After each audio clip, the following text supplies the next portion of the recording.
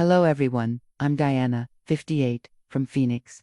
I never planned to become a business owner at 50, but life has a way of pushing you toward your destiny through the most painful moments. Pour yourself a cup of tea as I share how my greatest heartbreak became my most unexpected blessing. I collapsed to the marble floor of our master bathroom. My husband's vicious words still echoing as he announced he was leaving me for his assistant. My 50th birthday, while carelessly tossing divorce papers onto my lap like yesterday's mail. You can have that money pit of a spa, James had laughed, knowing I'd never run a business before, expecting me to fail so spectacularly that I'd come crawling back when the alimony ran dry. I spent that night alone, my birthday cake untouched, never imagining that the broken woman sobbing into her pillow would rise to create a wellness empire that would one day have my ex-husband's new wife secretly begging for a franchise opportunity. This story touched your heart. Please like and subscribe to our channel, and share your own stories of reinvention after heartbreak in the comments below. I spent that night alone in our empty house, my birthday cake untouched on the kitchen counter. The candles 50, such a milestone, had melted into pink puddles of wax. 50, half a century of life, and now this, starting over. The weeks that followed passed in a blur of legal meetings and sleepless nights. Our divorce wasn't just the end of a marriage, it was the dismantling of a life. 27 years together, gone. Our social circle, mostly James's colleagues and their wives, evaporated almost overnight. It's nothing personal, my friend Vivian explained awkwardly, over coffee. The last coffee we'd ever have, but Thomas works with James, and it's just uncomfortable. I nodded, understanding perfectly. I was being erased. The moving day was perhaps the most painful. Leaving our sprawling Paradise Valley home for a modest two-bedroom apartment in Scottsdale felt like the final admission of defeat. Each box I packed was a memory I had to decide whether to keep or discard. Our wedding crystal, the antique desk where I'd written James cards of encouragement during his medical residency, the photo albums documenting our journey from struggling newlyweds to affluent doctor and wife. You don't need to take much furniture, James had said magnanimously. I'm keeping the house, so ... double quotes. He let the implication hang. He was keeping everything of value. I was getting the scraps. Except for the spa, Serenity Day Spa and Wellness Center, a business James had purchased 3 years earlier as a tax write-off and potential referral source for his plastic surgery patients. He'd lost interest when it didn't immediately generate profit, letting it limp along under minimal supervision. It's losing money every month, my lawyer had warned when reviewing the settlement terms. Are you sure you want to accept this as part of your settlement? I wasn't sure of anything anymore, but something about owning a business, even a failing one, felt like a lifeline when everything else was being taken away. The divorce was finalized with clinical efficiency, 27 years reduced to legal terminology and asset divisions. I received alimony for 5 years, less than I'd requested. Half of our liquid investments, much less than I deserved after supporting him through medical school, and full ownership of Serenity Spa, the gift James clearly expected would become a burden. Alone in my new apartment, surrounded by boxes and silence, I found myself thinking back to the girl I'd been when I met James, 22, vibrant, with dreams of my own. I'd been studying holistic health and nutrition, passionate about wellness before it became trendy, but I'd set it all aside to support James's medical career, to be the perfect doctor's wife, to build the life he wanted. You'll never have to worry about money, he'd promised. Just help me get through this training, and I'll take care of you forever. Forever had apparently expired on my 50th birthday. I found my old journals in one of the boxes, dust-covered dreams from a different lifetime, pages filled with ideas about healing spaces, natural remedies, the connection between environment and well-being, dreams I'd abandoned to host dinner parties for James's colleagues and coordinate charity galas that advanced his standing in the community. A text message interrupted my nostalgic spiral. It was from my daughter Lily, away at graduate school in California. How are you holding up, Mom? Still coming to visit next month? I texted back an assurance that I was fine, that our plans remained unchanged. I didn't tell her I was sitting on the floor surrounded by fragments of my former life, wondering how, at 50 years old, I would begin again. I put off visiting Serenity for 2 weeks.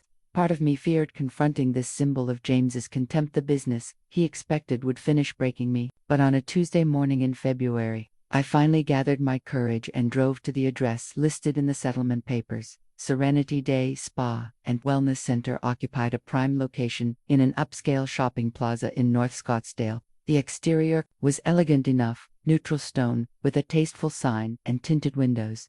Nothing indicated the financial distress I knew existed behind the serene facade. I sat in my car for nearly 20 minutes, watching clients enter and exit. Not many, considering it was mid-morning. Finally, I took a deep breath and approached the entrance. The interior was actually lovely. A waterfall feature created gentle background sounds. The lighting was soft, and the air carried hints of lavender and eucalyptus. But looking closer, I noticed signs of neglect: worn upholstery on reception chairs, outdated magazines, a silk plant gathering dust in the corner. The young woman at the reception desk barely looked up from her phone. "Do you have an appointment?" "No, I'm Diana Mercer, the new owner." That got her attention. She straightened, quickly setting her phone aside. "Oh, we weren't expecting you today. Let me get Elena, she's the manager." As I waited, I observed more closely.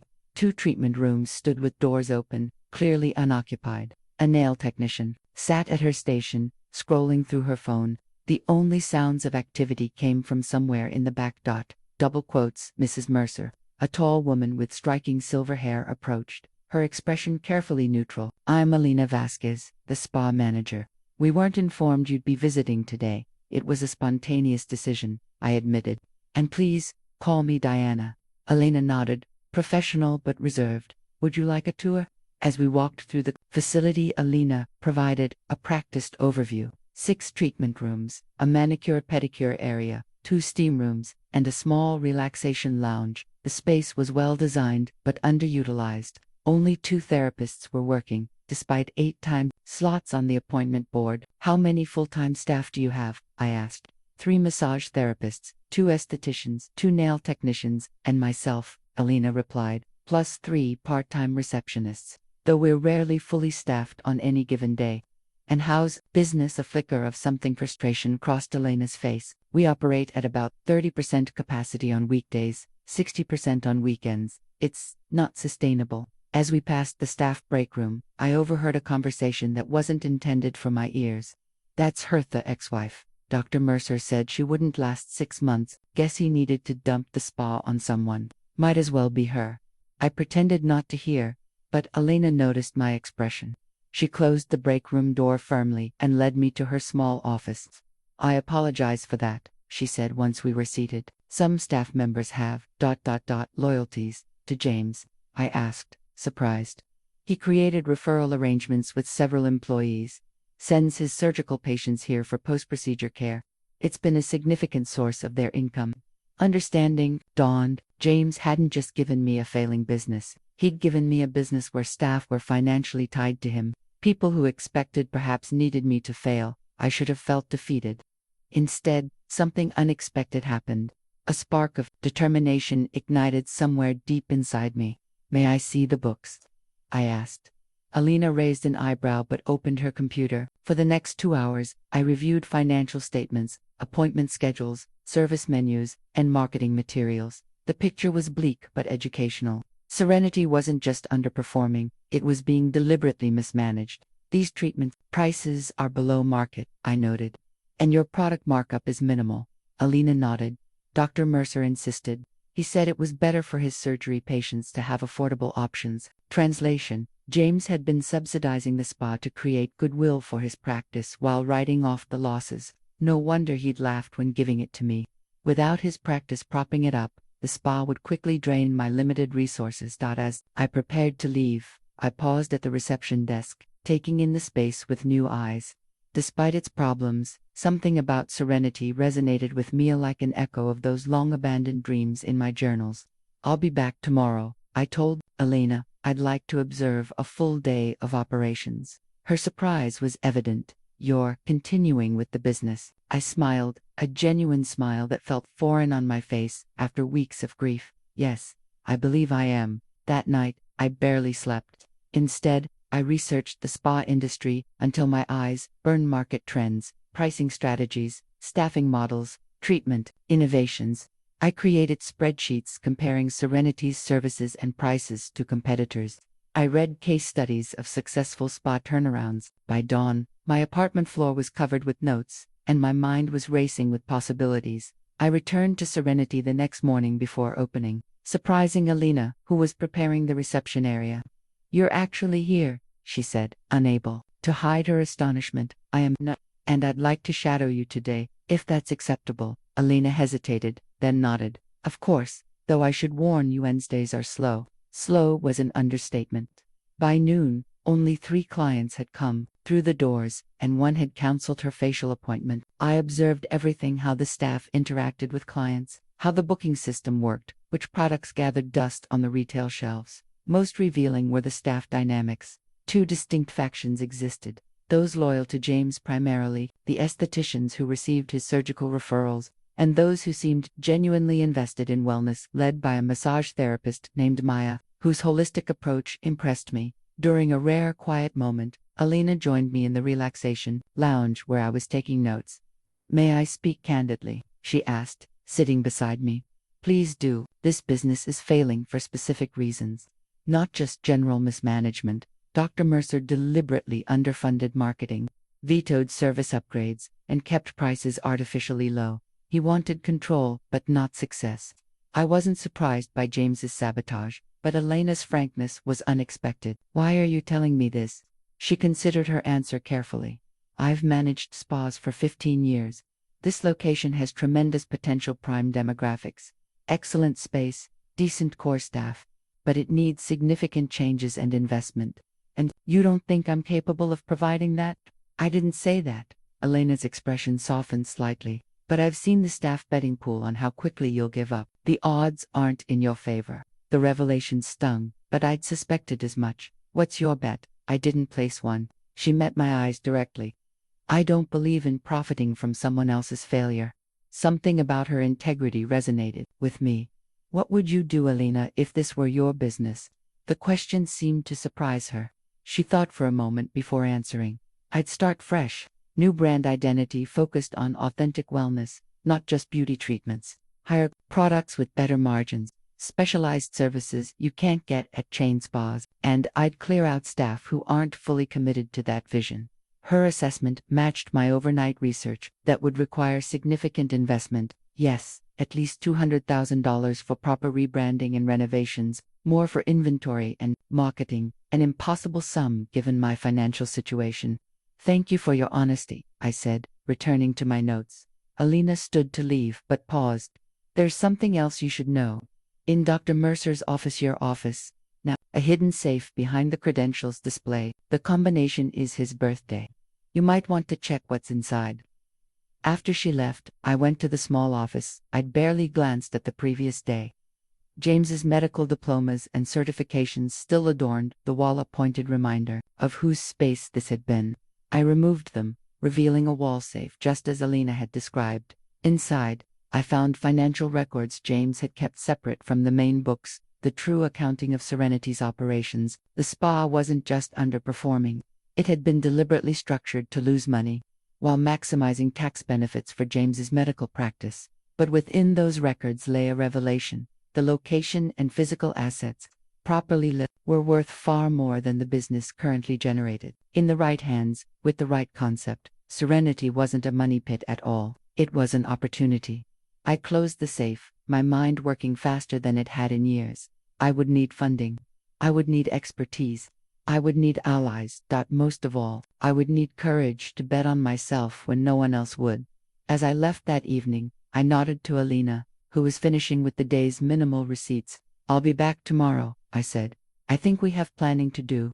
A ghost of a smile touched her lips. "I'll be here." The revelation that Serenity could actually be viable with proper management changed everything. I spent the next week immersed in creating a business plan, drawing on skills I hadn't used since my brief time in college before meeting James. My apartment became command central. Sticky notes covered the walls, spreadsheets filled my laptop screen, and spa industry magazines piled on every surface. I reached out to my daughter Lily, who connected me with a professor from her business school, willing to review my initial plans. "This actually has potential," he told me during our video call, "but you'll need funding beyond what traditional banks will provide." A first-time business owner That reality led me to a difficult decision. The only significant asset I had left was my apartment, purchased with my portion of our investment accounts. If I took out a home equity loan, I could secure just enough capital to begin Serenity's transformation. But I would be risking my only financial security. "You're considering what?" my sister Rachel asked when I called to discuss the idea. "Diana, you've never run a business. James is clearly setting you up to fail. Why play into his hands?" "Because maybe this isn't about James anymore," I replied, surprising myself with the conviction in my voice. "Maybe this is about me finally doing something I believe in," Rachel sighed. "Just promise me you won't stake everything on this. Keep some safety net." I promised, but we both knew I was already all in. My next step was building a core team who shared my vision. Alina was the first recruiter. Industry experience and clear-eyed assessment of Serenity's problems made her invaluable. To my surprise, she readily agreed to stay on as I restructured the business. "I've been waiting for someone to actually care about this place," she admitted. "Most owners see spas as vanity projects, not serious businesses." Together, we approached Maya, the massage therapist whose holistic techniques had impressed me. Over tea in the mostly empty relaxation lounge, I outlined my vision for a wellness center focused on authentic healing rather than superficial beauty treatments. "I've been suggesting these kinds of services for years," Maya said, her eyes lighting up. "Treatments that address the whole person, not just their appearance." Dr. Mercer always shut me down. "I'm not Dr. Mercer," I replied simply. Maya smiled. "No, you certainly aren't. I'm in." With my core team assembled, I needed marketing expertise. I thought of my college roommate Sarah, now a successful marketing executive in Chicago. We'd lost touch over the years, another casualty of my absorption into James's world, but I found her easily on LinkedIn. "Diana Mercer," she exclaimed when we connected by phone. "It's been forever. How are you?" I gave her the condensed version of recent events. Rather than offering pity, she responded with characteristic directness. "So you're reinventing yourself at 50 and need marketing help. I love it. Send me your business plan and let's talk." Sarah not only provided professional guidance but also connected me with her network of women entrepreneurs who offered advice on everything from inventory management to staff incentive programs. For the first time in decades, I was building relationships based on my own interests and goals, not as an extension of James. The final piece fell into place when I enrolled in business courses at the local community college. Twice a week, I sat in evening classes filled with students mostly half my age, absorbing information about accounting, business law, and management principles. "You're not what I expected," my young instructor commented after I presented my spa renovation project to the class. "What did you expect? Most career changes your age are more hesitant. You're attacking this like your life depends on it." I thought about James's mocking laughter, the staff betting on my failure, the years I'd spent suppressing my own dreams. "Maybe it does," I replied. 6 weeks after first walking into Serenity, I had a comprehensive transformation plan, a small but dedicated team, and enough funding to begin renovations. I also had something I hadn't felt in years: purpose. The evening before construction was set to begin, I sat alone in the spa after hours, visualizing the changes to come. The space would soon be unrecognizable, transformed from a mediocre day spa into a true wellness sanctuary. My phone chimed with a text from James. "Heard you're renovating Serenity, throwing good money after bad." I started to type an angry response, then deleted it. Instead, I took a photo of my detailed business plan, spread across the reception desk, and sent it without comment. His dismissive "good luck with that" only strengthened my resolve. Tomorrow, the demolition would begin of both the physical space and the limitations I had accepted for far too long. The sledgehammer felt heavy in my hands, but the symbolism wasn't lost on me. Alina had suggested a demolition ceremony to kick off renovation, a chance for the core team to physically begin the transformation. "First hit's yours, boss," said Marco, the contractor I'd hired based on Elena's recommendation. I swung the sledgehammer at the reception desk, that imposing barrier between clients, an experience that had always felt The wood splintered satisfyingly, and a cheer went up from my small team. "My turn," Maya said, taking the hammer and aiming at the outdated product display cases. The demolition became a ritual, each team member breaking down a physical element that represented the old Serenity. By day's end, We stood amid dust and debris, flushed with exertion and possibility. Now, the real work begins, Alina said, handing out construction masks. The renovation consumed the next 8 weeks. We remained partially open, using the back treatment rooms while construction progressed in stages. I worked alongside the contractors whenever possible, learning about plumbing, electrical systems, and building codes, knowledge James would have deemed beneath him. The financial strain was intense. My home equity loan covered essential renovations, but unexpected issues arose daily. A plumbing problem here, an electrical upgrade there, each adding to the budget. I sold my designer handbags, jewelry James had given me for milestone anniversaries, even my car, downgrading to a practical used model. "You're actually doing the demolition yourself?" Lily asked during one of our weekly video calls, her expression a mix of concern and admiration. "I'm learning every aspect of this business from the ground up," I explained, showing her my calloused hands with a strange pride. As physical changes progressed, I implemented operational transformations as well. I interviewed each staff member individually, having frank discussions about my vision and their place in it. Some chose to leave immediately, unwilling to risk their relationship with James. Others adopted a wait-and-see attitude. The most difficult conversation was with Veronica, the lead esthetician who had been most openly loyal to James. "Let's be honest," she said, arms crossed defensively.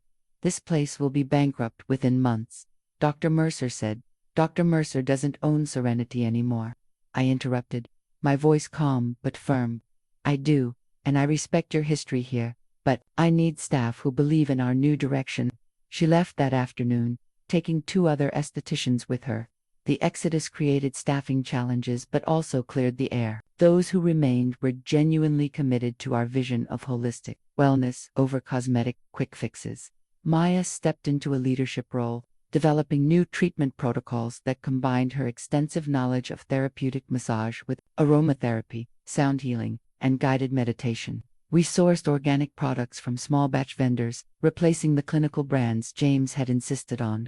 "These align so much better with what we're creating," Maya explained as we tested different products. "They're about nourishment, not correction." Alina revolutionized our booking and inventory systems, implementing software that provided real-time analytics. "We'll be able to track which treatments convert to product sales, which therapists have the highest client retention, which marketing channels yield the best ROI," she explained. I absorbed it all, spending nights studying reports after days of physical labor.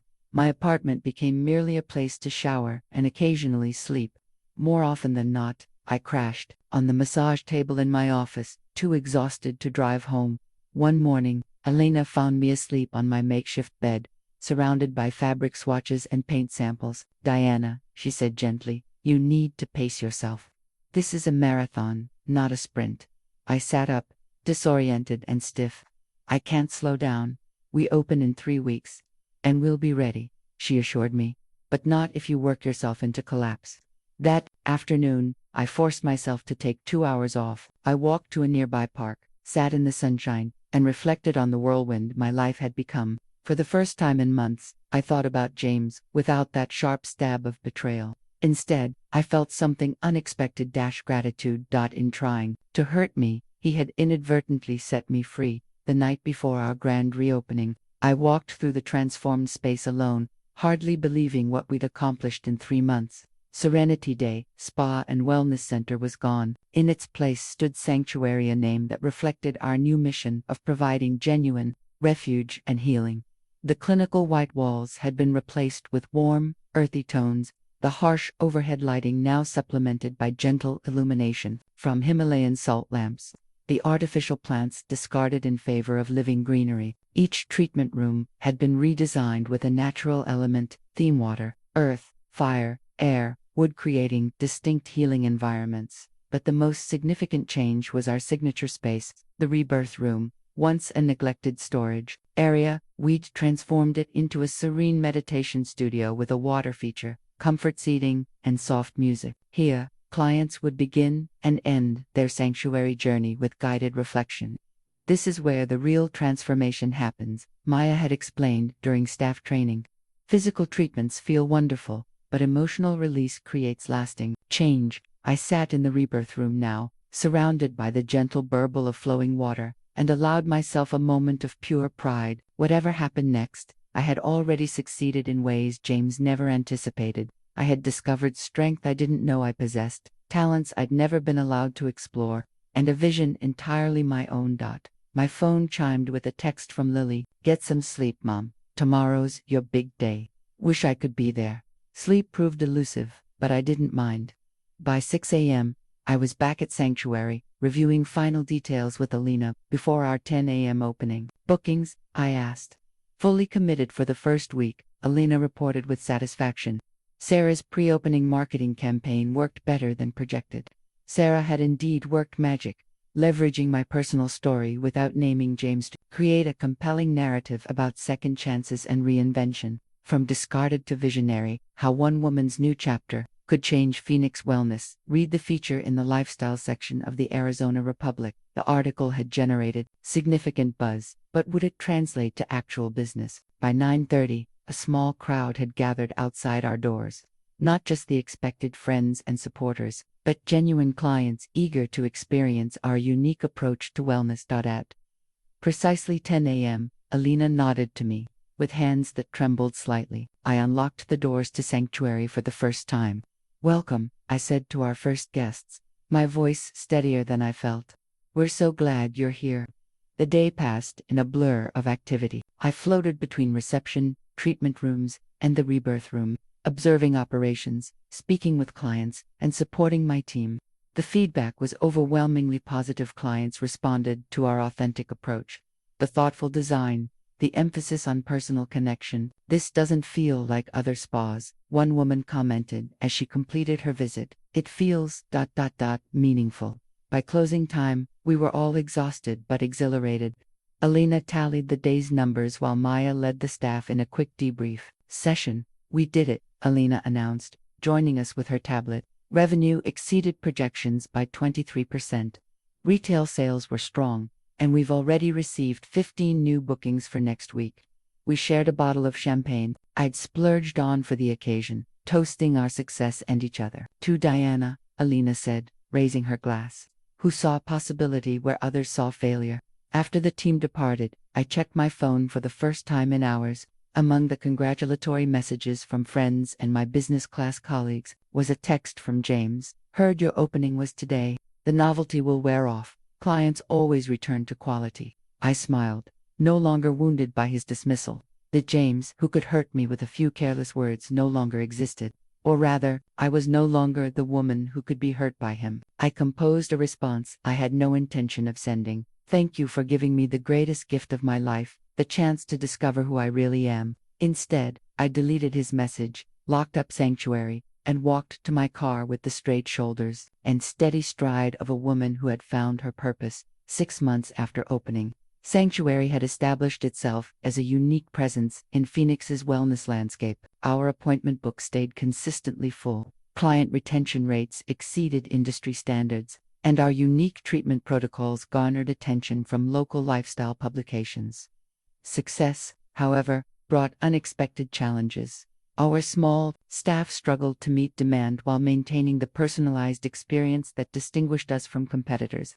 Equipment wore out faster than anticipated with constant use. Popular products frequently ran low before restocking orders arrived. Growing pains, Alina assured me during our weekly management meeting. Every successful business experiences them. The most significant challenge came in the form of a particular client, Marianne Wilson, who arrived for her appointment 15 minutes late, reeking of expensive perfume that conflicted with our sensitive environment. "I have a deep massage scheduled," she announced, not bothering with pleasantries. "Of course, Ms. Wilson, I apologize, but you'll need to complete our intake form since this is your first visit," our receptionist explained. "That won't be necessary," Marianne replied dismissively. "I know what I want, and I want Maya. I've heard she's the best. Maya is with another client, but I'll wait." The disruption rippled through our carefully orchestrated schedule. When Maya finally became available, Marianne monopolized her attention, demanding specific techniques and dismissing Maya's expertise. "I've had massages all over the world," she informed Maya loudly enough for other clients to hear. "Most therapists don't know what real pressure is." Afterward, Marianne approached me directly, bypassing our front desk. "You're the owner, correct, Diana?" I nodded, extending my hand.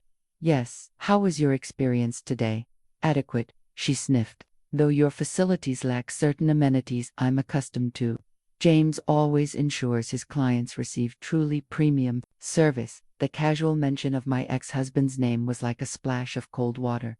"You know, Dr. Mercer?" Her smile turned calculating. "Of course, I'm a long-time patient. In fact, his new wife, Tiffany, is a dear friend. She mentioned you'd taken over this little spa. We were, curious."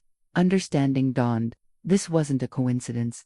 Marianne was here to report back to James and his new wife, the former assistant he'd left me for. "I see," I said, maintaining my professional composure. "Well, we appreciate your visit. If our approach to wellness doesn't align with your preferences, I'd be happy to recommend other spas in the area." Her eyes narrowed. "Are you refusing my business?" "Not at all. I'm acknowledging that different clients seek different experiences. At Sanctuary, we focus on holistic well-being, rather than superficial luxury." "How quaint," she replied. "I'll be sharing my impressions with Tiffany and my social circle." "Please do," I said, handing her my card. "Word of mouth is our most effective marketing." After she left, Maya joined me at the reception desk. "That was uncomfortable. It was reconnaissance," I explained. "James sent her to evaluate us." "Are you worried about negative word of mouth?" I considered the question. 6 months ago, the prospect of James's social circle judging my business would have terrified me. Now, I felt oddly liberated by the confrontation. "Actually, no. Our target clients aren't looking for the same experience Marianne values." Her dissatisfaction confirms we're creating something distinctive. Alina, who had overheard the exchange, smiled approvingly. "You've changed, Diana. The woman I met 6 months ago would have bent over backward to please that client." She was right. The old Diana, the perfect doctor's wife, the perpetual people-pleaser, would have compromised her vision to avoid criticism. But that woman no longer existed. That evening, I received a 1-star online review from Marianne, criticizing everything, from our uncomfortably meditative atmosphere to our obsession with natural products. To my surprise, existing clients quickly responded with their own glowing reviews, defending our approach and essentially drowning out Marianne's criticism. Our appointment requests actually increased following the exchange. "Looks like James's attempt at sabotage backfired," Alina observed as we reviewed the weekly metrics. "He never understood the difference between success and meaningful work," I replied. "That's why he can't fathom what we're creating here." As if summoned by our conversation, my phone displayed an incoming text from James. "Heard Sanctuary is having staffing issues. My offer to buy you out still stands. Save yourself the inevitable failure." I showed Alina the message, then deleted it without responding. "He really doesn't get it, does he?" she asked. "No," I agreed. "And that's no longer my problem."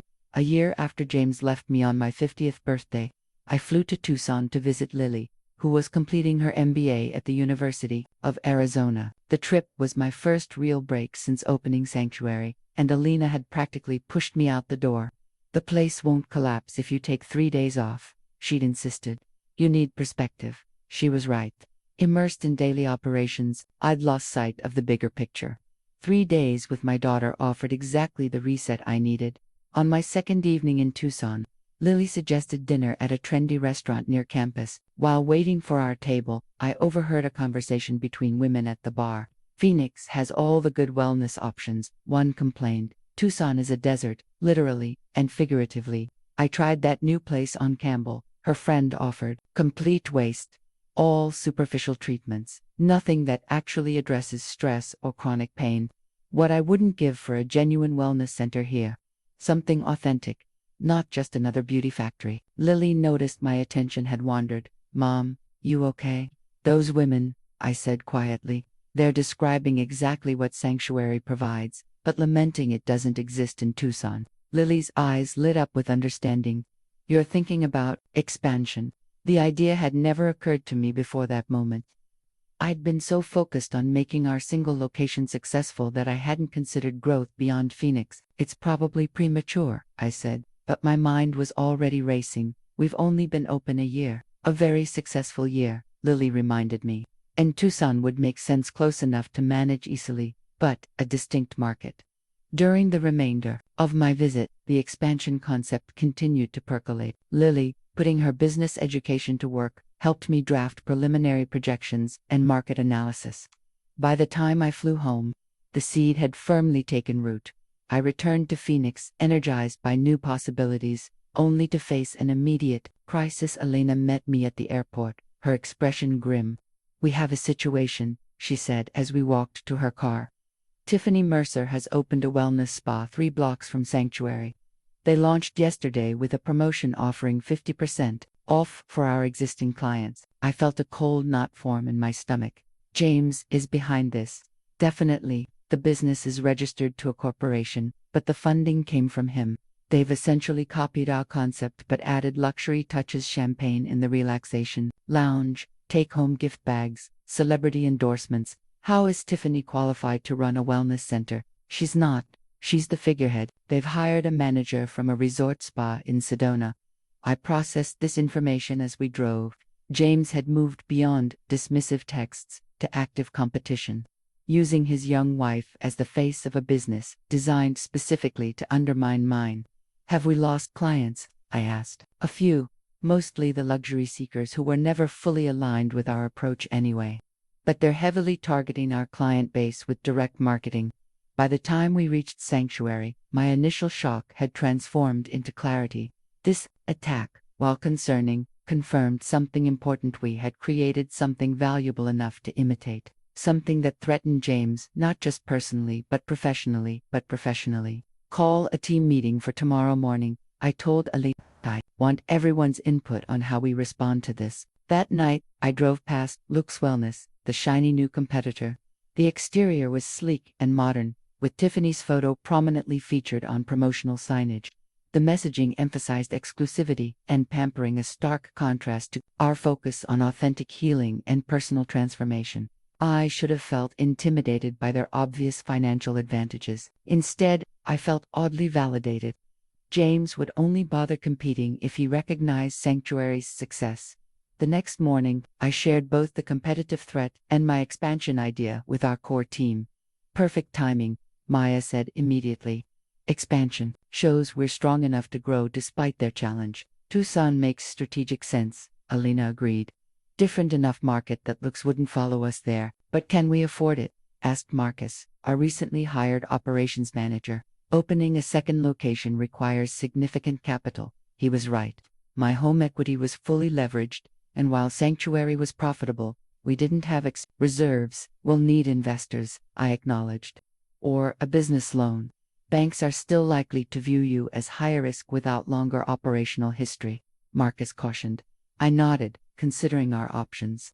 "Then perhaps it's time to look for the right strategic partner, someone who believes in what we're creating." As the team continued brainstorming, I felt a renewed sense of purpose. James's attempt to undermine Sanctuary had inadvertently clarified our path forward. We wouldn't just defend our territory in Phoenix, we would grow beyond it. Expansion wasn't just a business strategy anymore. It was a declaration of independence. Finding expansion capital proved more challenging than anticipated. Despite Sanctuary's impressive first-year performance, traditional banks remained skeptical of a business with such limited history, especially one in the competitive wellness industry. "Your personal credit is good, Ms. Mercer, but we typically require 3 years of business financials for expansion loans," explained the fourth banker I'd met with in 2 weeks. His polite smile didn't mask his dismissal of my carefully prepared business plan.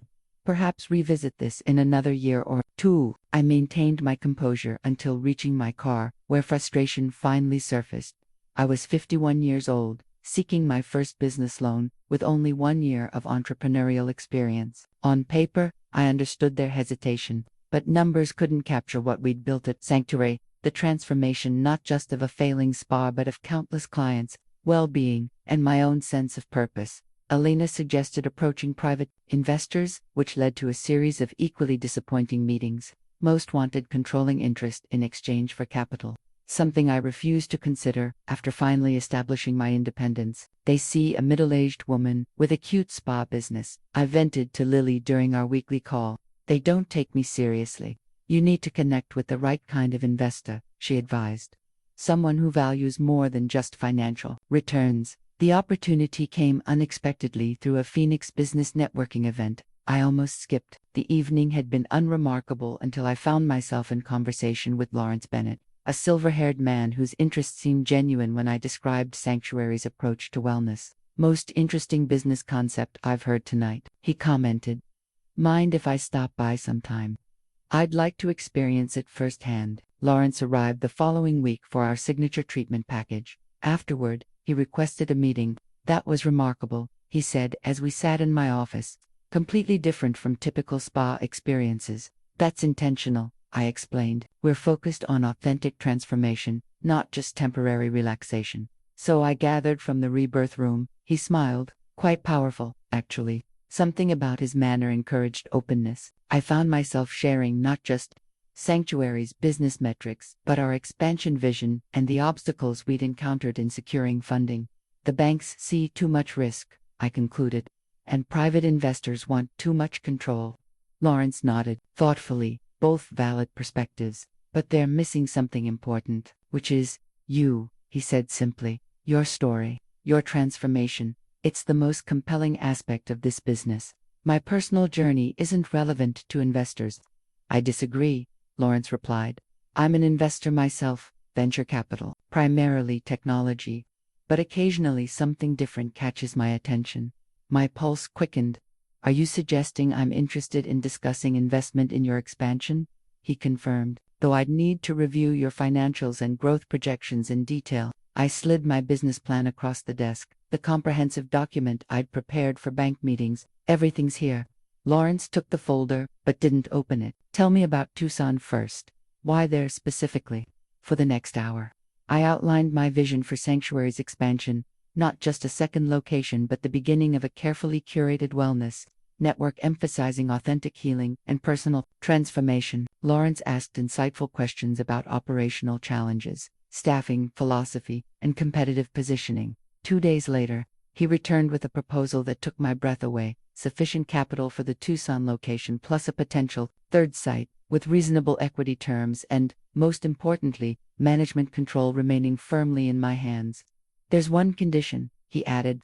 "I want to formalize your business mentorship, weekly strategy sessions, quarterly comprehensive reviews, direct involvement in major decisions." "You want to be my business mentor," I clarified, surprised. "I want to ensure this investment succeeds," he corrected. "You have remarkable instincts and clear vision, Diana, but you lack experience in scaling businesses. I can provide that."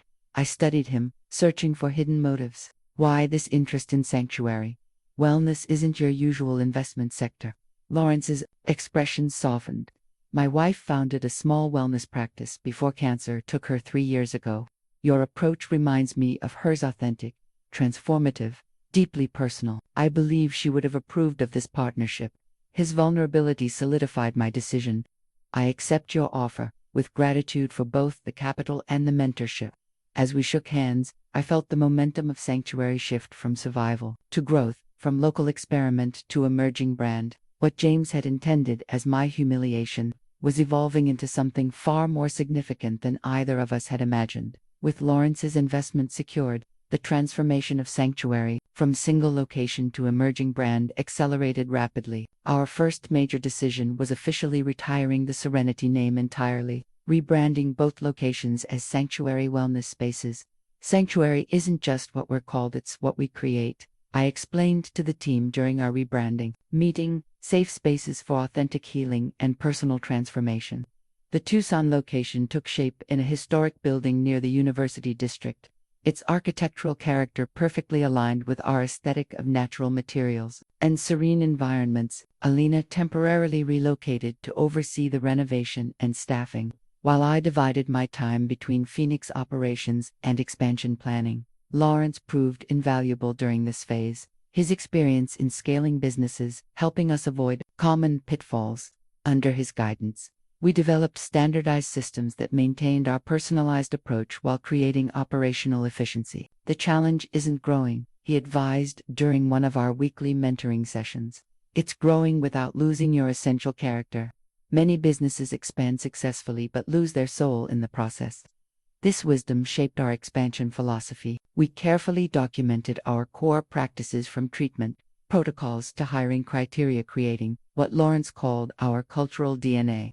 Every decision was measured against this standard. Does this preserve the sanctuary experience? Most importantly, we defined our company values explicitly, cementing the principles that had emerged organically in Phoenix: authenticity, transformation, personalization, holistic well-being, respect for individual journeys. As the Tucson location neared completion, we faced our most critical staffing decision: who would manage the Phoenix flagship while Alina established the new location. "I've been thinking about Maya," I told Alina during our planning session. "She embodies our values completely, and she's naturally stepped into leadership with the treatment team." "She lacks management experience," Alina pointed out.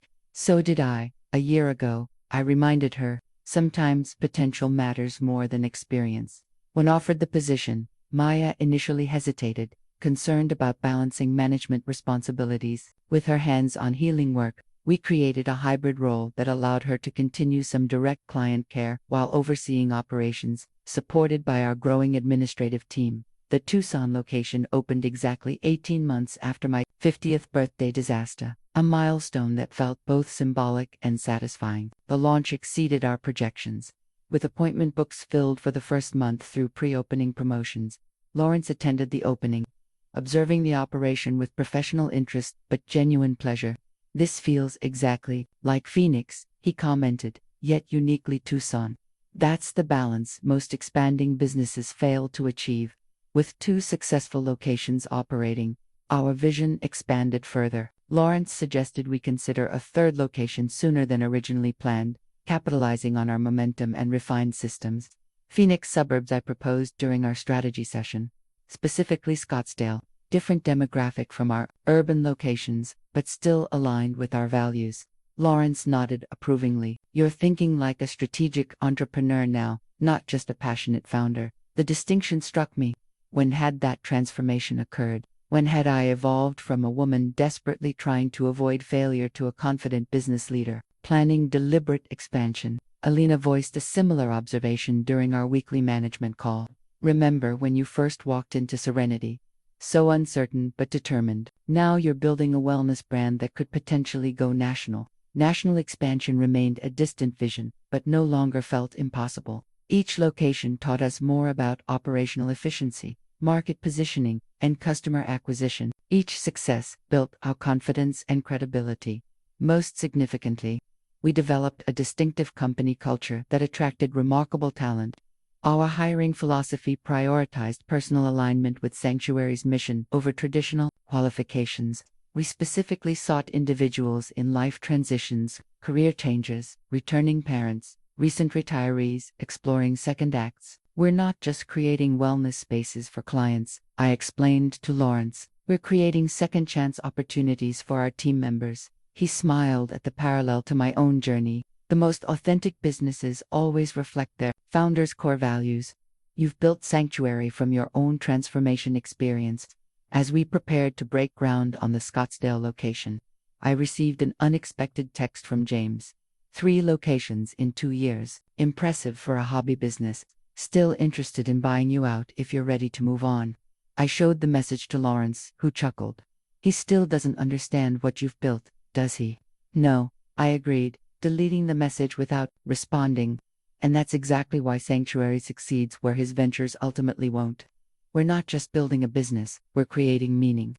The Scottsdale location of Sanctuary opened to significant media attention, positioned as the flagship of our growing wellness brand. The space was our most ambitious yet a renovated historic adobe building with expansive gardens, private treatment casitas, and our largest rebirth room, featuring a custom-designed water feature. Local lifestyle magazines covered the opening extensively, drawn by both the beautiful space and the increasingly well-known story behind it, the woman who transformed personal crisis into a thriving business empire. I'd become reluctantly comfortable with this narrative, recognizing its inspirational value to others facing midlife upheaval. "It's not just about wellness anymore," observed Myra Williams, the journalist profiling Sanctuary for Phoenix magazine. "You've created a movement around reinvention and second chances." Her article, titled "Sanctuary Rising: How Diana Mercer built a wellness empire from personal pain became our most effective marketing tool yet.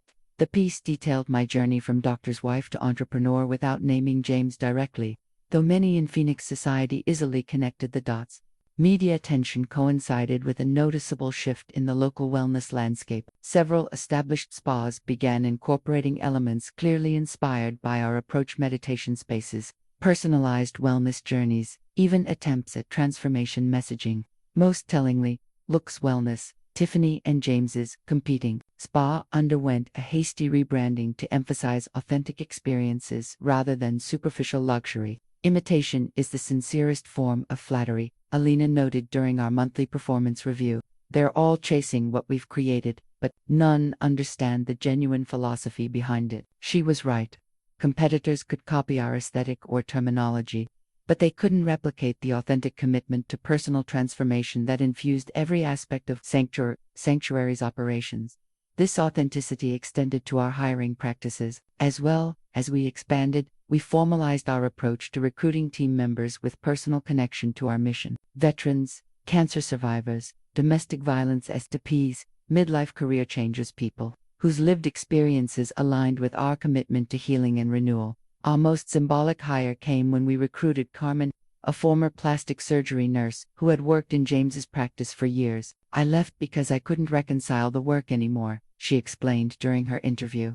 Encouraging women to fix themselves rather than accept and nurture their authentic selves. When I experienced Sanctuary as a client, I knew this aligned with my true values.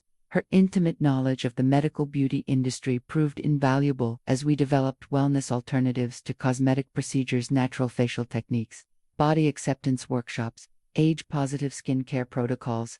Years after James had mockingly gifted me a failing spa, Sanctuary had evolved into a wellness brand with 3 thriving locations, over 70 employees, and a devoted client community. Our financial performance impressed even Lawrence, who had seen his investment triple in value. You've created something remarkable, he told me during our quarterly review. Far beyond what I anticipated when we partnered. The professional success was deeply satisfying, but the personal transformation proved even more profound. I barely recognized the woman I'd been at 50, dependent, insecure, defining myself through my husband's accomplishments. The woman I'd become at 52 stood confidently at the helm of a growing business, making decisions that impacted dozens of employees and thousands of clients. This evolution became starkly apparent when I attended a medical charity gala I'd previously co-chaired as James's wife. I went now as a business leader in my own right, accompanied by Lawrence as my professional mentor rather than a romantic partner. The whispers followed me across the ballroom, some admiring, others critical, all acknowledging the dramatic reinvention of the woman once known only as Dr. Mercer's wife. Midway through the evening, I encountered James himself, accompanied by Tiffany, whose strained smile suggested their relationship had lost its initial luster. Diana, he acknowledged stiffly. You look different. I am different, I replied, simply. His eyes narrowed slightly. I hear your Scottsdale location is doing well, though I imagine the novelty will wear off eventually. Perhaps, I conceded. But authentic transformation never does. Before he could respond, Lawrence appeared at my side, intuiting the tension. Diana, the Hendersons were asking about potential corporate wellness programs. Shall we discuss it with them? As we walked away, Lawrence murmured, That's your ex-husband, yes, and the younger woman is his new wife, my replacement. Lawrence glanced back thoughtfully. Based on his expression, I'd say he's realizing you weren't so easily replaced after all. The observation settled something within me, a final release of the pain that had once defined my identity. James's opinion, once the center of my world, had become irrelevant to the woman I now was. I had built Sanctuary from his rejection, but its continued growth would come from my vision alone. 3 years after my devastating 50th birthday, I sat in my spacious office at Sanctuary's corporate headquarters, reviewing expansion proposals for potential locations in northern Arizona. We had grown to 5 successful wellness centers, 3 in the Phoenix metropolitan area, 1 in Tucson, and our newest in Tempe, catering to a younger demographic near Arizona State University. My assistant, Madeline, knocked gently before entering. You have a call on line 1, she said, her expression uncharacteristically guarded. It's Dr. James Mercer. I felt a momentary flutter of surprise. James and I hadn't spoken directly in over 2 years, communicating only through brief texts or lawyers when necessary. What could possibly prompt a phone call now? Thank you, Madeline. I'll take it. I picked up the receiver, professional composure firmly in place. This is Diana. Diana. James's voice sounded different, the familiar arrogance muted, replaced by something I couldn't immediately identify. I hope I'm not interrupting anything important. What can I do for you, James? A pause. Then, I'd like to meet, to discuss a business proposition. We don't have business to discuss, I replied evenly. If this is another buyout offer, it's not, he interrupted. It's a potential collaboration between my practice and Sanctuary. Now my curiosity was genuinely piqued. What kind of collaboration? I'd prefer to discuss it in person. Perhaps lunch tomorrow, the Phoenician at noon. The Phoenician, our regular anniversary spot during our marriage.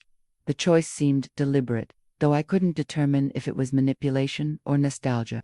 I have a full schedule tomorrow, I said, glancing at my calendar. I could do coffee at 9 a.m. at Cultivate on Central.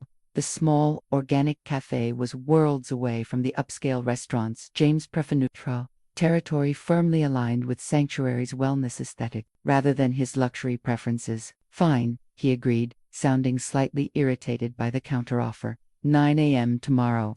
After hanging up, I immediately called Alina, who had become not just my business partner, but my closest friend. James wants to meet about a collaboration, I explained. What do you think that means? Nothing good, Alina responded bluntly. He's spent 3 years dismissing Sanctuary as a hobby business. Why the sudden interest in collaboration? That's what I intend to find out. The next morning, I arrived at Cultivate 10 minutes early, selecting a table with good privacy but within view of other patrons. I wore one of my favorite business outfits, a tailored teal suit that projected confidence without flashiness. James arrived precisely at 9, looking noticeably different from our last encounter. His typically immaculate appearance seemed slightly diminished, designer suit a touch loose, the confident stride somewhat hesitant. Diana, he nodded, taking the seat across from me. You look well, thank you. How can I help you, James? He ordered an espresso before continuing, the familiar ritual of establishing control through small delays. I waited patiently, no longer susceptible to his psychological tactics. My practice has been experiencing some adjustments lately, he began carefully.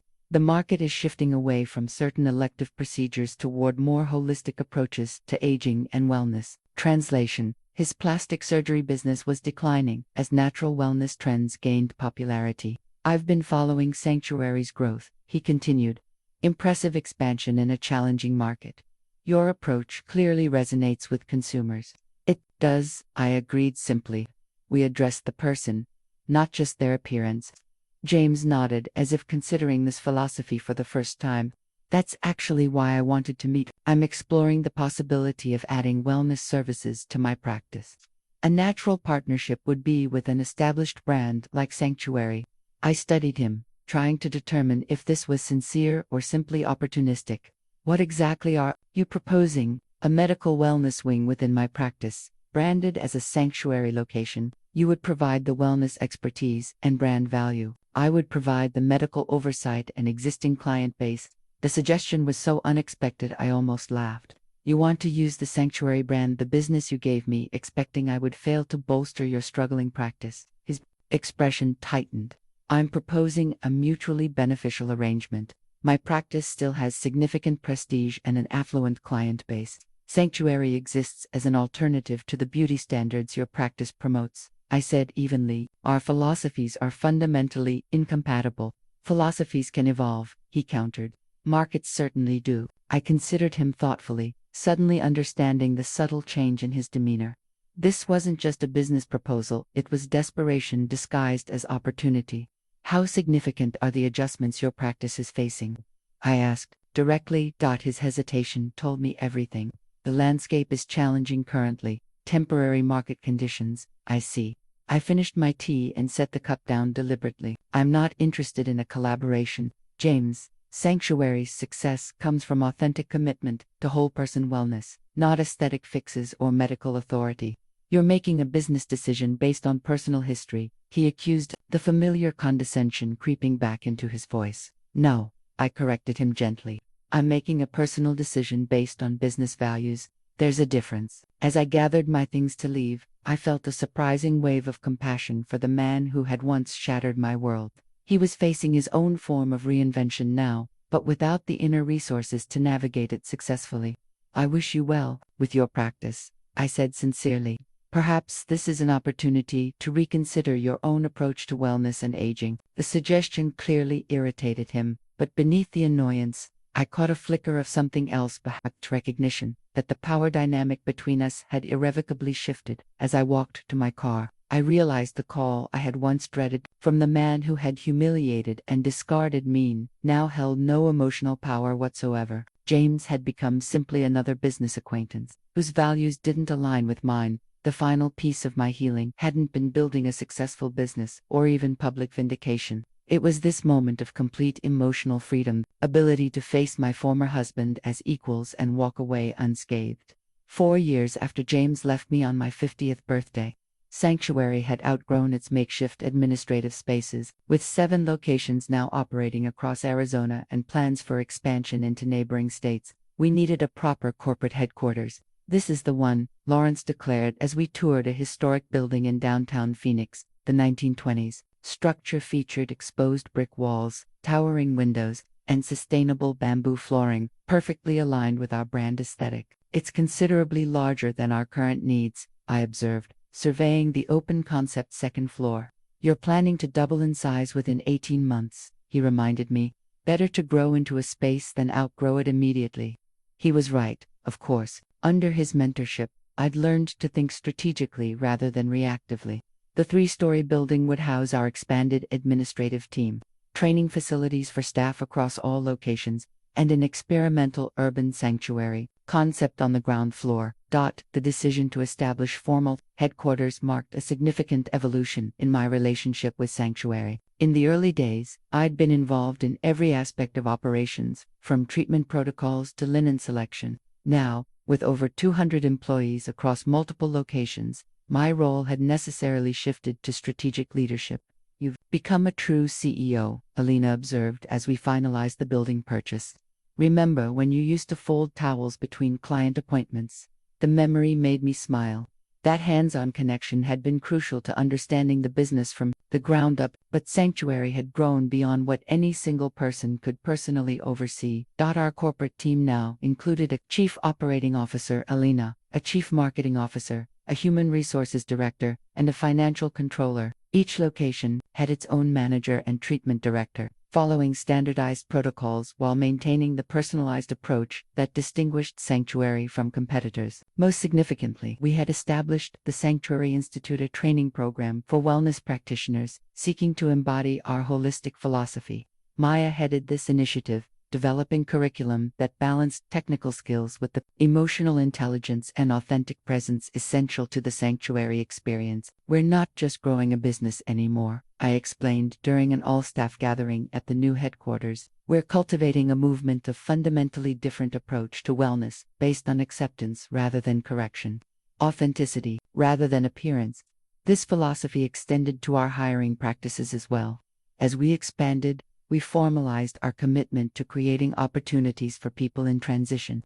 Over 60% of our staff came from career changes, after caregiving, recovery from illness or trauma, or other significant life shifts. Your staffing approach is your most revolutionary business practice, Lawrence commented during our strategic planning retreat. Most companies see employee turnover as a cost. You've turned personal transition into an asset. The insight struck me as profoundly true. Our team members' personal transformation experiences directly enhanced their ability to support our clients' wellness journeys. Their authenticity couldn't be trained or manufactured, it came from lived experience. This authentic approach attracted attention beyond our client base. Business publications featured Sanctuary's unique culture and growth trajectory. Wellness industry conferences requested keynote presentations on our holistic model. Hospitality groups expressed interest in incorporating Sanctuary design spaces into luxury hotels. You're becoming the authority on transformational wellness, My publicist noted, after arranging my third magazine interview in a month. People are fascinated by both the business success and the personal story behind it. The personal story, my journey from devastated ex-wife to successful entrepreneur, had indeed become integral to Sanctuary's brand narrative. While I maintained privacy around specific details of my marriage and divorce, I spoke openly about the transformative power of starting over at 50. The business exists because someone thought I was finished, I told a women's leadership conference. That's the beautiful irony. Sanctuary was born from the belief that I had nothing valuable left to offer. The new headquarters symbolized how thoroughly that belief had been disproven. As I walked through the light-filled space, watching my executive team collaborate on expansion strategies, I felt a profound sense of alignment. The outer manifestation of success now matched the inner transformation that had been occurring all along. "What do you think?" Elena asked, joining me by the windows overlooking downtown Phoenix. "I think we've built something extraordinary," I replied, watching staff members settle into their new workspace, something that matters. And to think it all started with a failing spa and a broken heart. I smiled at the simplification. Sometimes the most meaningful journeys begin with the most painful steps. Wellness Holdings is prepared to offer $7 million for Sanctuary's complete operations and brand rights. The statement, delivered by a polished executive in our boardroom, hung in the air for several seconds before Lawrence broke the silence. "That's a substantial offer," he acknowledged, his tone carefully neutral, "but significantly below market value for a brand with Sanctuary's growth trajectory and profit margins. We're prepared to negotiate." "Of course," replied Michael Thorne, CEO of Wellness Holdings, one of the largest spa and wellness conglomerates in North America. "But more importantly, we're offering integration with our international platform. Sanctuary could expand globally within our infrastructure." I studied the detailed proposal before me. The financial terms were indeed impressive, far beyond what I could have imagined when starting this journey 5 years ago. From a purely economic perspective, accepting would set me up for extraordinary personal wealth and freedom. "We'll need time to review the details," I said finally, "and to discuss with our full leadership team." After Thorne departed, Lawrence turned to me. "What are your instincts telling you?" I sighed, organizing my thoughts. "Financially, it's compelling, but I have concerns about Sanctuary's essence being maintained within a corporate conglomerate.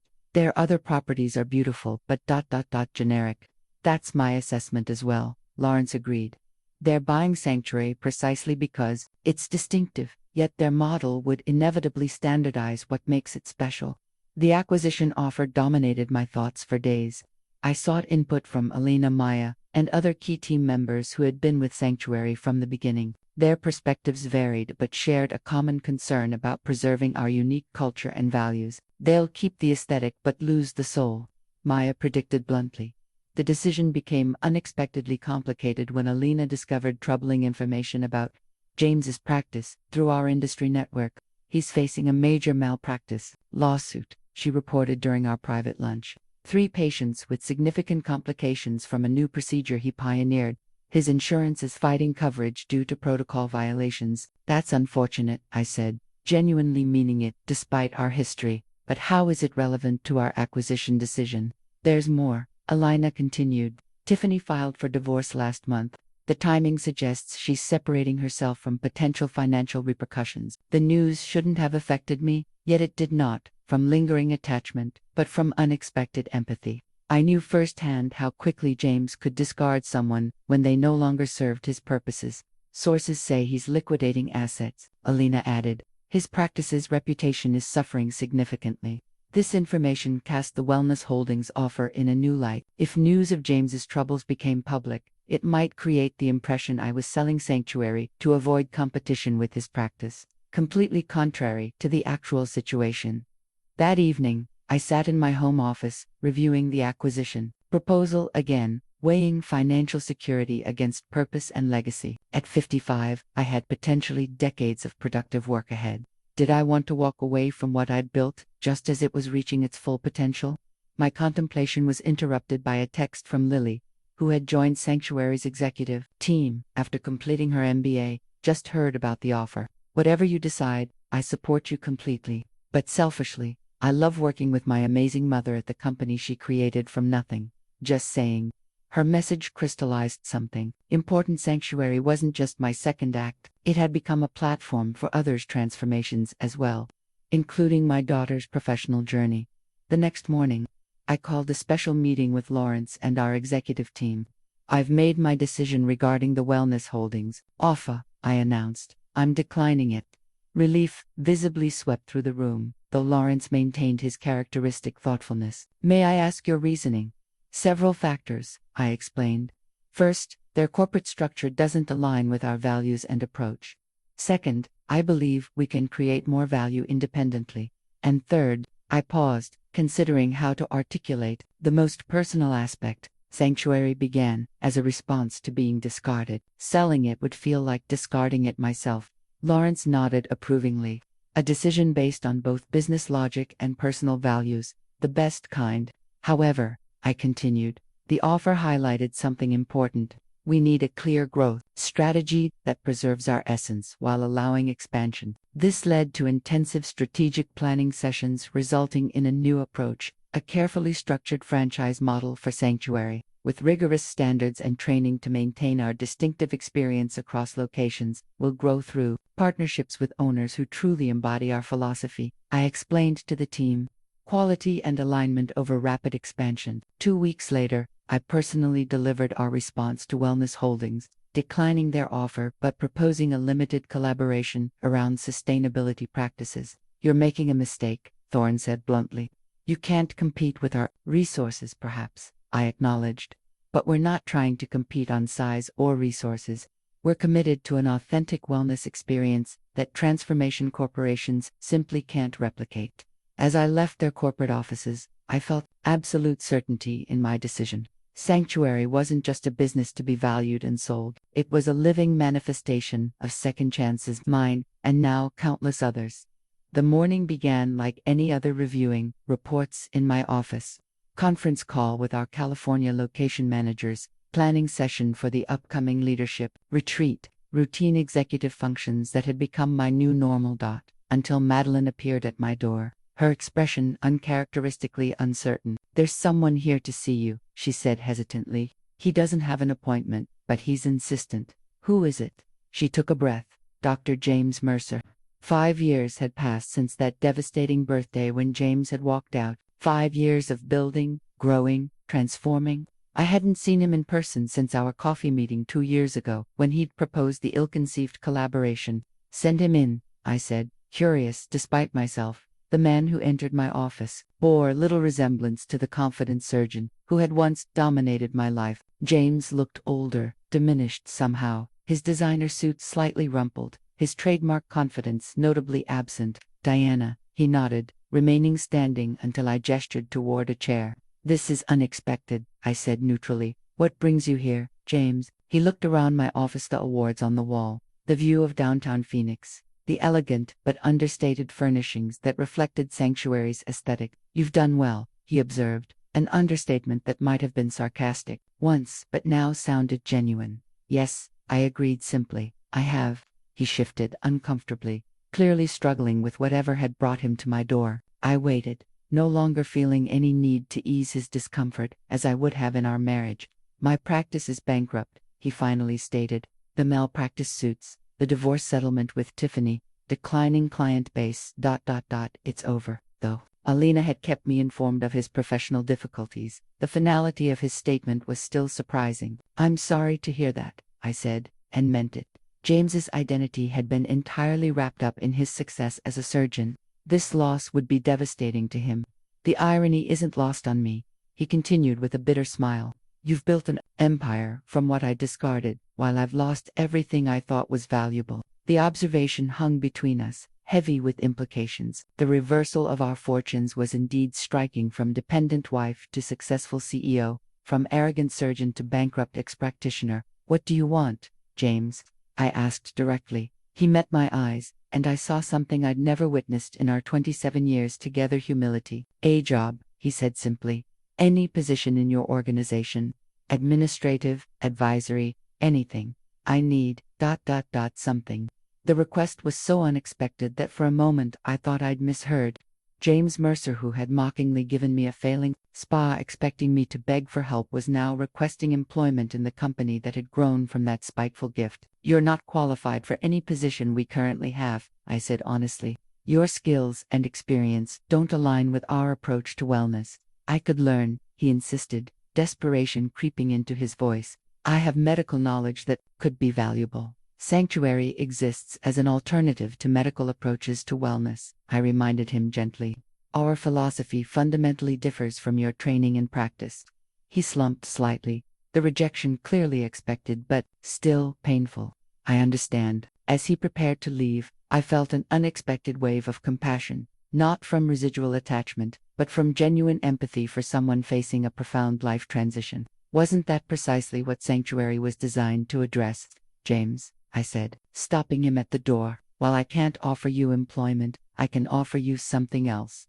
He turned, confusion evident. "A client journey," I clarified, "the full Sanctuary experience, beginning with our assessment process, no charge." He stared at me, clearly trying to determine if this was some form of revenge or humiliation. "Why would you do that?" "Because Sanctuary was created for people at turning points," I explained. "People needing to reconnect with their authentic selves beyond external definitions of success or value." "That seems relevant to your current situation."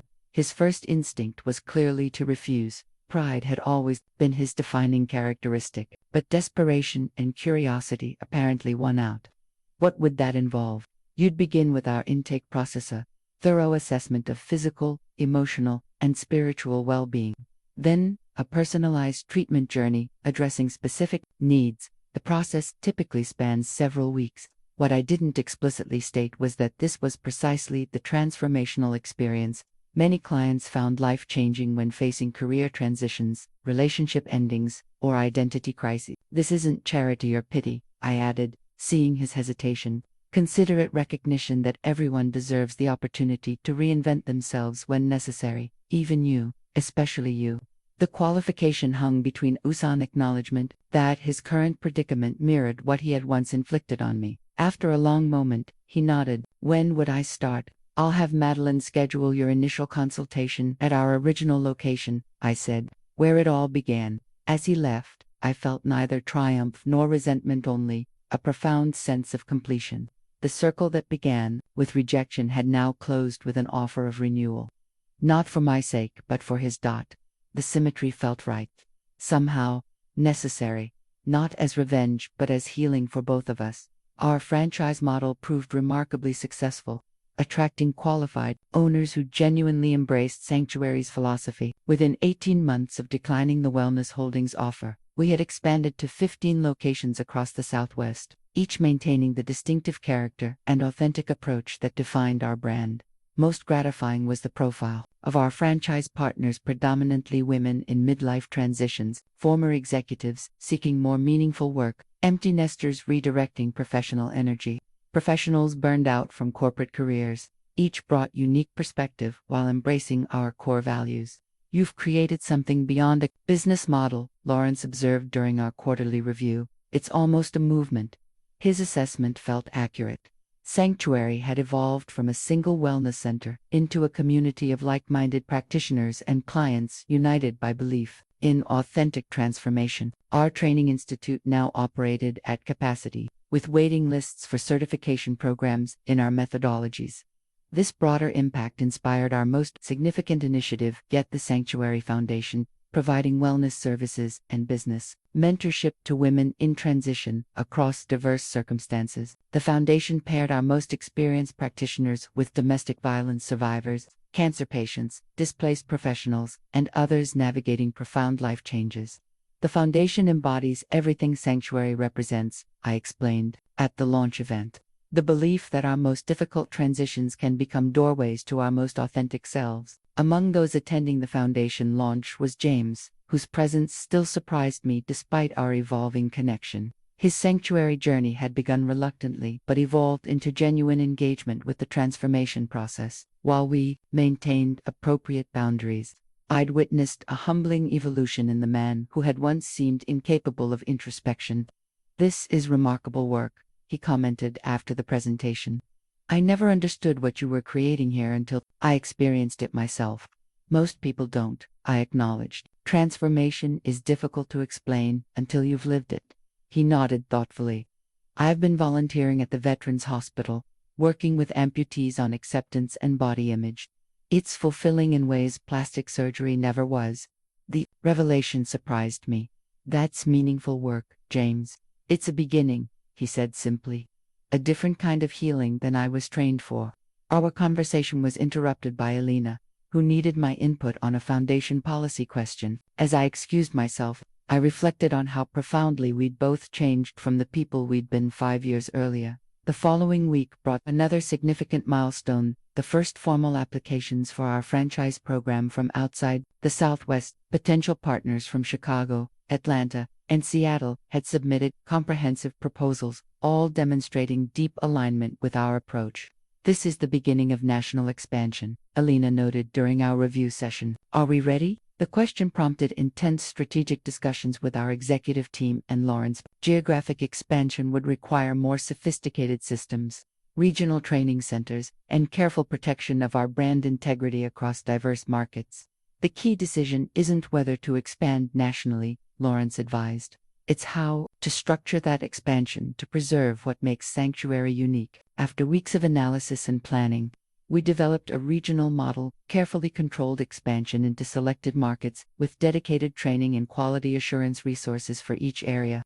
We're prioritizing depth over breadth, I explained, to franchise applicants, building strong regional presence rather than scattered national locations. This measured approach frustrated some potential investors seeking rapid expansion, but reinforced our commitment to authentic growth aligned with our values. Most significantly, we established stringent criteria for franchise ownership, requiring personal experience with transformative life transitions and demonstrated commitment to our wellness philosophy. We specifically sought women over 40 as primary owners, creating entrepreneurial opportunities for a demographic often overlooked in business development. You're intentionally limiting your growth potential, observed a business journalist interviewing me for an industry publication. He nodded thoughtfully.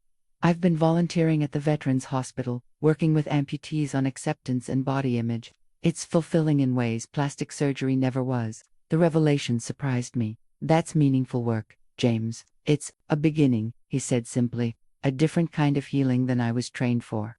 Our conversation was interrupted by Alina, who needed my input on a foundation policy question. As I excused myself, I reflected on how profoundly we'd both changed from the people we'd been 5 years earlier.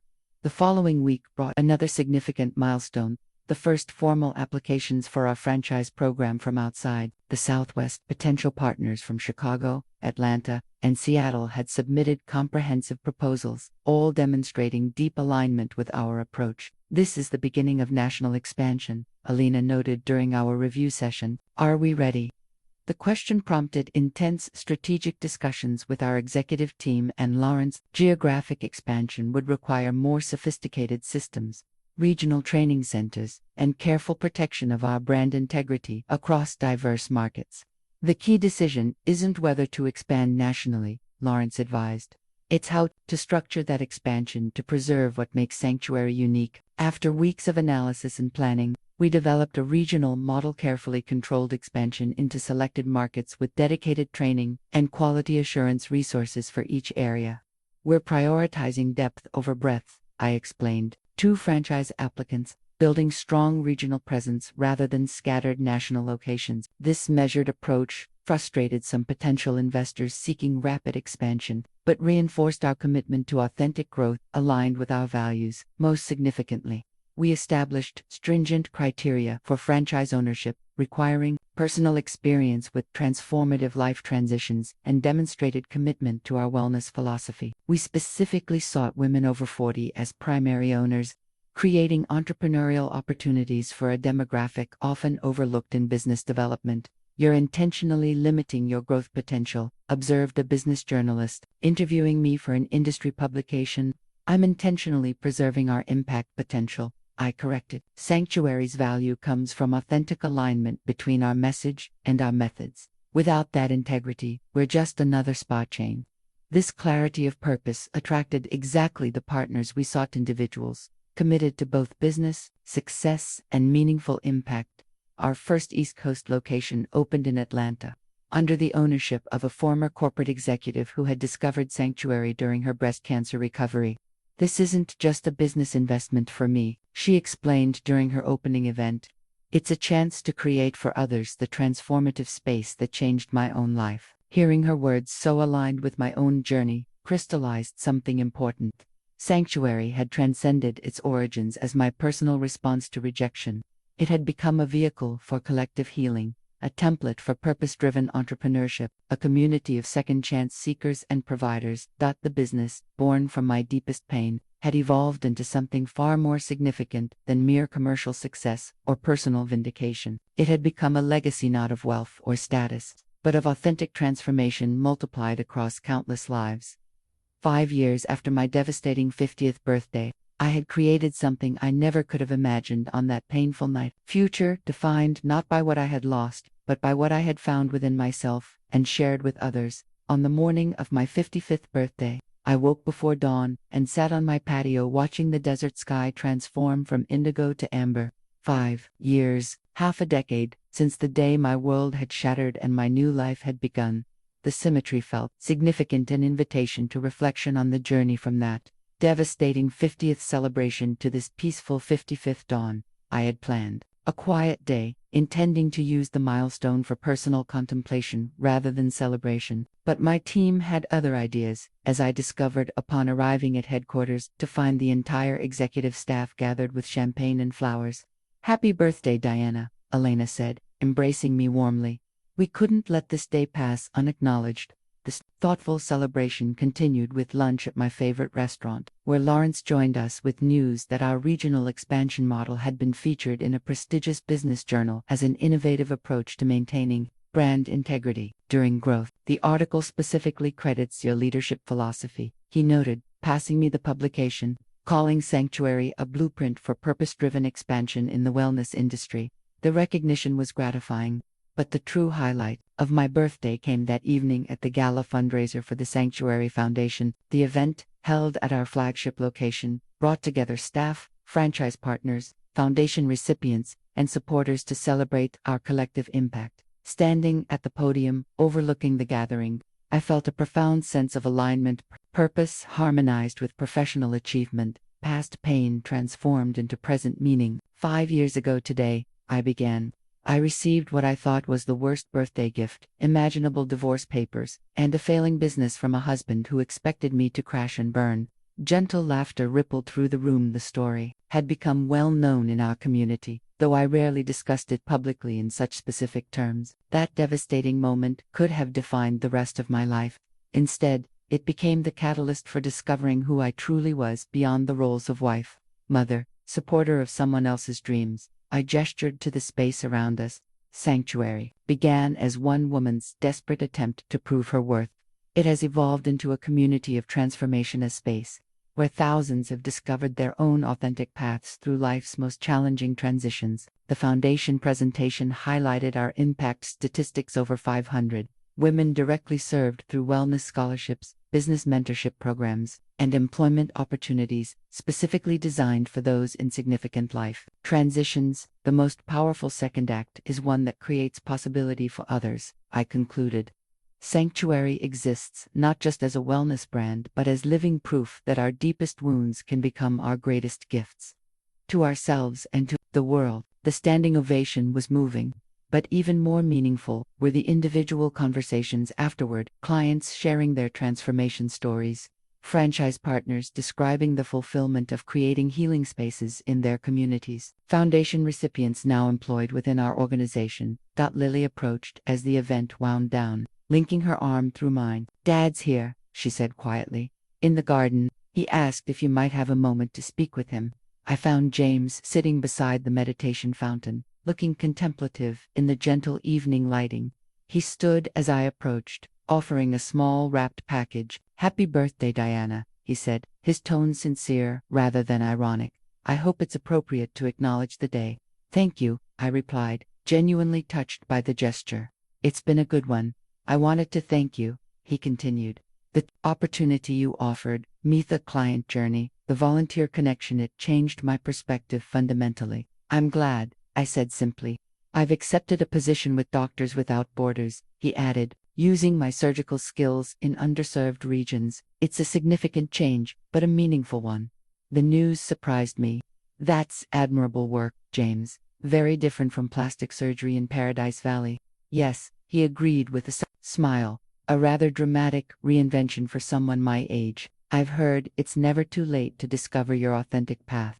I replied, the gentle teasing acknowledged in his answering smile.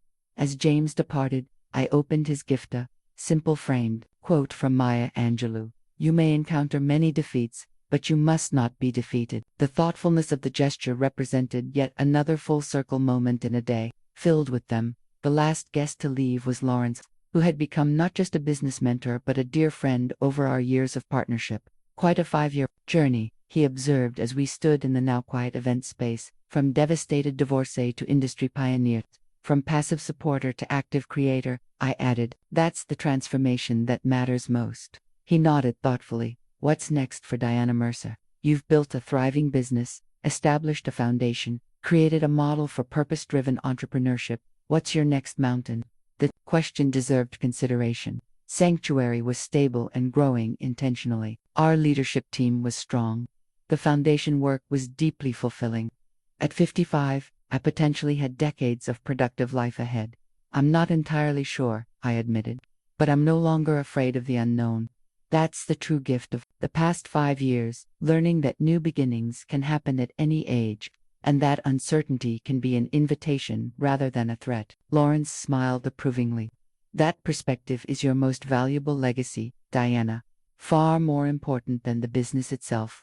As I drove home beneath a canopy of desert stars, I reflected on the contrast between my 50th birthday in tears on the bathroom floor, my identity shattered on this peaceful conclusion to my 55th celebration. The journey between those two moments had transformed not just my circumstances, but my fundamental understanding of myself and my purpose. What James had intended as my ending had become my most authentic beginning. Perhaps that was the most important lesson of all, that our deepest pain, when faced with courage and purpose, can become the doorway to our most meaningful contribution. That rejection can become redirection. That endings can become our most powerful beginnings. And that sometimes, the most beautiful form of justice isn't revenge, but reinvention.